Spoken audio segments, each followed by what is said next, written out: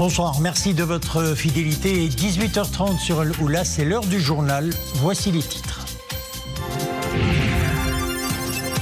Marhaba 2024, les Marocains du monde continuent leur afflux en cette période de fête. Nous irons à leur rencontre à leur arrivée au port d'El Hoceima où a accosté le premier navire en provenance de Motril, en Espagne. Partout dans le royaume, les campagnes de sensibilisation à la propreté pendant les jours de fête se multiplient. Nous le verrons à Casablanca qui enregistre une quantité de déchets se chiffrant à près de 30 000 tonnes pendant les jours de l'Aïd.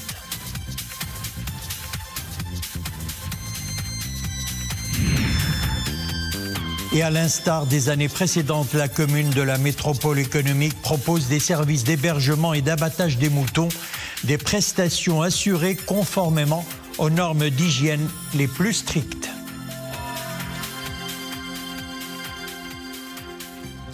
Avant de développer ces titres, ce communiqué du ministère de la Maison Royale, du Protocole et de la Chancellerie qui annonce que Sa Majesté le roi Mohammed VI Amir al-Mouminin accomplira demain lundi 10 Dhil-Hijja 1445 de l'Hégire, correspondant au 17 juin 2024, la prière de Eid al-Adha à la mosquée Hassan II à la ville de Tétouan.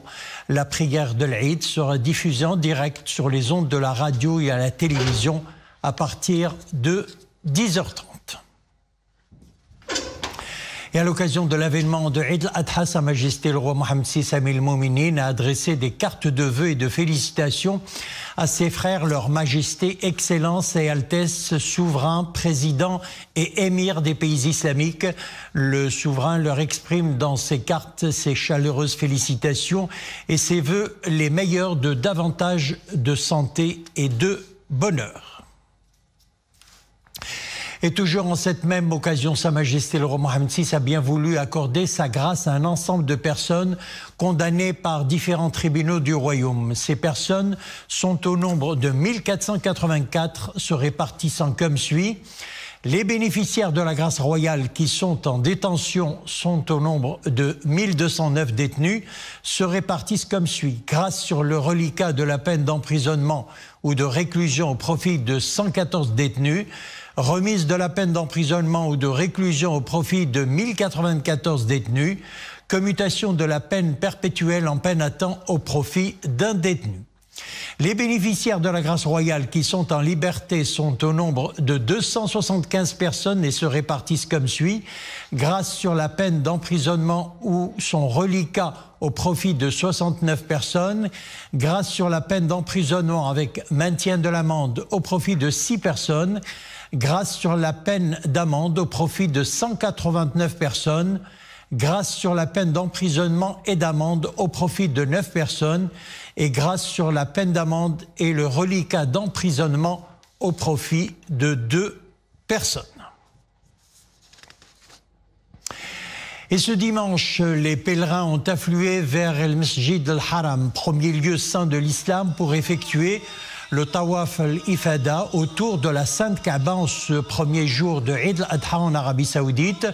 Près de 2 millions de pèlerins ont commencé dès l'aube à accomplir le rituel de la lapidation des stèles au niveau du site de Mina, près de la Mecque, par le lancement des 7 cailloux Jamarat al-Aqaba. Les pèlerins ont également procédé en ce premier jour de Eid al-Adha en Arabie Saoudite au rasage et à la coupe de leurs cheveux, puis au sacrifice du hadi de Eid al-Adha.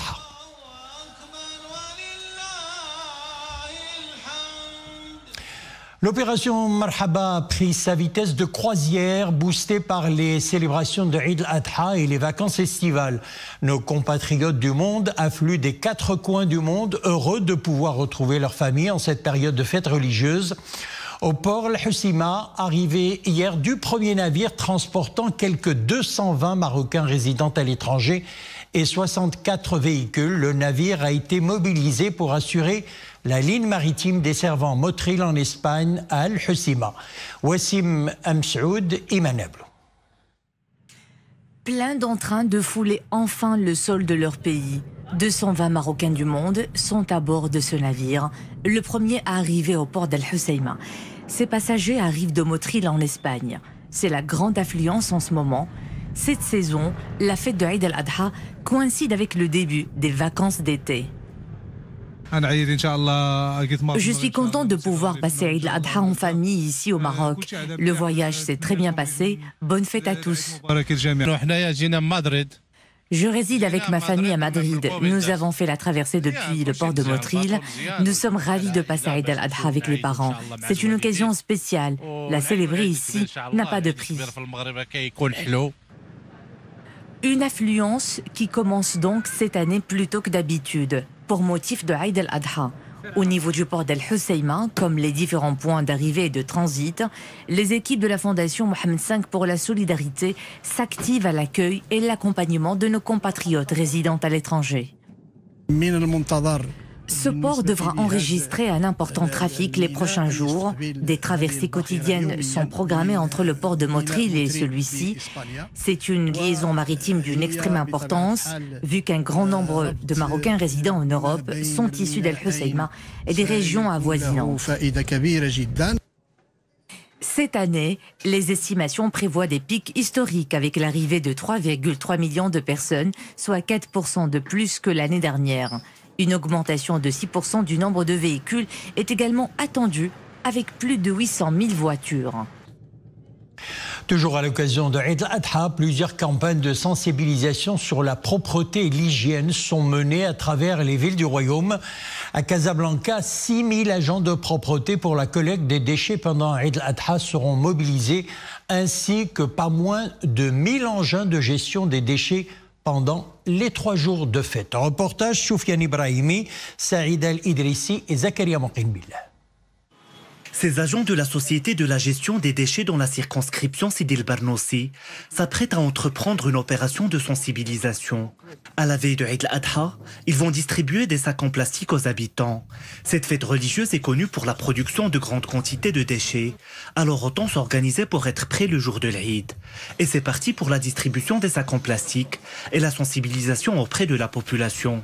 Le but étant d'éviter l'accumulation des déchets dans les rues et boulevards de la capitale économique. C'est une bonne chose de venir au contact des citoyens pour les inciter à adopter de bons comportements. Ces conseils sont utiles pour préserver l'environnement. Nous allons mettre les déchets dans des sacs en plastique et contribuer à la propreté de la ville.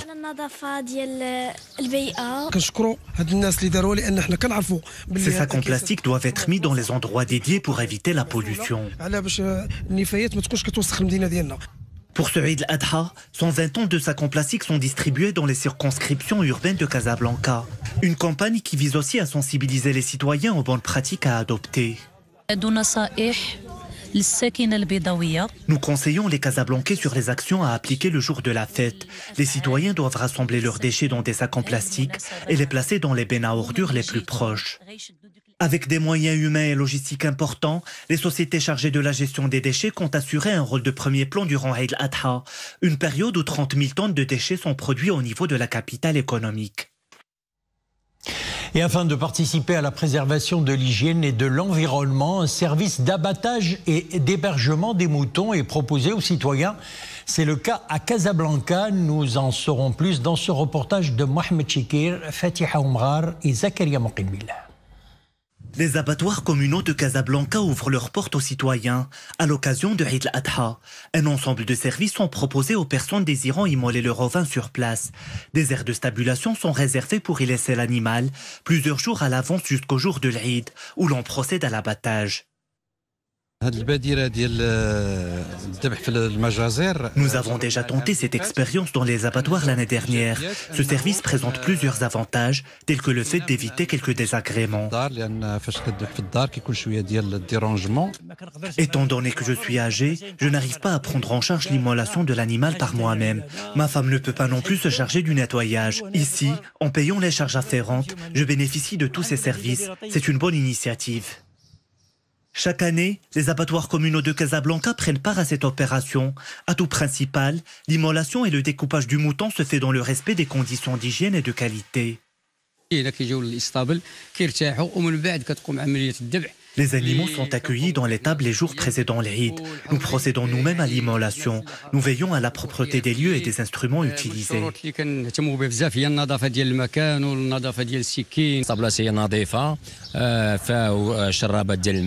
Les aires de stabulation sont bien entretenues et disposent d'abreuvoirs. Nous mettons les ovins par box de 30 pour éviter l'encombrement. Les conditions de bien-être animal sont garanties.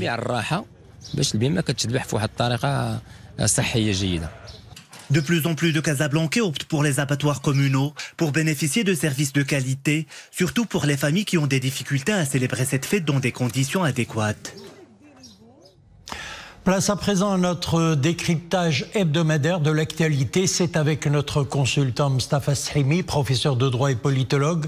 Mostafa Srimi, bonsoir. Bonsoir. Alors, d'abord, l'élan de soutien à l'initiative marocaine d'autonomie, qui ne cesse d'ailleurs de s'élargir. À la session du comité des 24 à l'ONU, tenue à New York, plusieurs pays ont réitéré leur position favorable à cette initiative, la qualifiant de plus en plus de sérieuses et crédibles. Alors, que disent ces nouvelles réactions ? C'est la confirmation de la position diplomatique du Maroc, qui est une position confortée, consolidée de manière majoritaire au sein des Nations Unies. On le voit, si besoin était, par les résolutions du Conseil de sécurité qui sont adoptées maintenant chaque mois d'octobre. Donc c'est important à relever. Le Maroc est présent à ce comité des 24 en précisant ceci. C'est un comité qui est un organe subsidiaire. Il n'est pas prévu par la Charte des Nations Unies 1945, il a été créé en 1961, installé en 1962, et donc il a pour mission d'étudier l'application de l'octroi de l'indépendance aux pays, aux peuples coloniaux. Il se fonde sur quoi? Il se fonde sur la résolution 1514, qui a été adoptée le 14 décembre 1960, et il se fonde également sur la résolution 1541, qui a été adoptée un jour après, le 15 décembre 1960. C'est important parce qu'on cite la 1514, on cite pas la 1541, et c'est important à relever.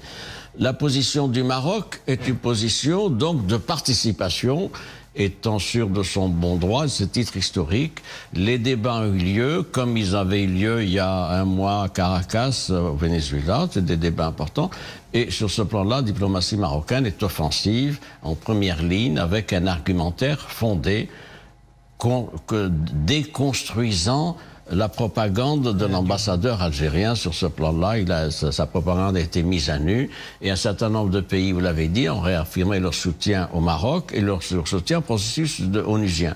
C'est extrêmement important, ça veut dire que on continue, la diplomatie marocaine est mobilisée, et nous sommes donc au mois de juin, et on va reprendre le dossier au mois de septembre et au mois d'octobre devant le Conseil de sécurité, avec beaucoup de responsabilités, de mobilisation et de fermeté. Direction Mostafa Srimi à présent, la Jordanie, qui a abrité en début de semaine la conférence internationale de haut niveau sur la réponse humanitaire Arza, à laquelle le chef du gouvernement a représenté Sa Majesté le Roi. Alors, l'occasion de rappeler les positions constantes du Royaume quant à ce conflit qui s'enlise depuis à peu près 9 mois. Le Maroc était représenté à cette réunion, donc qui s'est tenue en Jordanie, c'est important à relever. Il y avait 74 autres pays. La voix du Maroc est une voix qui compte, évidemment, sur ce plan-là. C'est à ce titre-là qu'il est associé. Il est associé au débat sur la question palestinienne, la situation à Gaza. Le chef du gouvernement qui représentait Sa Majesté le Roi a mis l'accent sur un certain nombre de points qui sont connus maintenant de la communauté internationale. C'est quoi ? C'est des mesures pour permettre l'acheminement fluide de l'aide alimentaire, le refus et le niet de déplacement de population, la nécessité d'élargir les convois et donc le passage, c'est important. Alors il y a eu, les autorités israéliennes ont décidé une pause tactique d'une dizaine d'heures pour quelques jours, sans préciser, etc. Pour l'heure, c'est évidemment insuffisant, et ça pose un gros problème à la communauté internationale. Pourquoi? Parce que du 6 mai dernier, au 6 juin dernier, il n'y a que 60 camions qui ont pu passer le poste frontière contrôlé par les Israéliens. Il faudrait 500 camions par jour pour assurer l'alimentation normale, nourriture, eau, aide alimentaire, etc. Donc sur ce plan-là, le chef du gouvernement a présenté donc la position marocaine, laquelle c'est le retour aux frontières du 4 octobre 1967, la formule de 2 États, ensuite la réunion des conditions permettant d'enclencher un processus, et puis le soutien humanitaire et alimentaire à 2,3 millions de Palestiniens qui sont à Gaza et ailleurs, et c'est une situation qui est intolérable. J'ajoute que le souverain est président d'un comité El-Quds, et donc il y a là une priorité dans notre diplomatie. Il y a Gaza, il y a la question palestinienne, mais dans la question palestinienne, procéduralement, il y a le statut d'El-Quds, donc c'est extrêmement important. C'était utile que la voix du Maroc soit entendue lors de cette conférence internationale. À l'international également, une semaine marquée par les élections européennes, un scrutin qui enregistre la percée des partis de l'extrême droite, et c'est le cas surtout en France, en Italie, en Autriche ou encore en Belgique. Alors que signifient ces résultats au niveau européen? Vous l'avez relevé, c'est évidemment, c'est pas un raz-de-marée. Contrairement à ce qui est écrit ici ou là, c'est pas un raz-de-marée, c'est une poussée qui s'est faite depuis les élections européennes de 2014, puis en 2019, puis maintenant en 2024. C'est évidemment spectaculaire pour ce qui est de la France, où le parti Renaissance nationale a eu 37% des suffrages. C'est également important en Pologne, il faut le rajouter, 37%. Alors, nous, en tant que Marocains, nous observons ça évidemment avec intérêt. Pourquoi avec intérêt? Parce que nous avons des relations privilégiées avec l'Union européenne.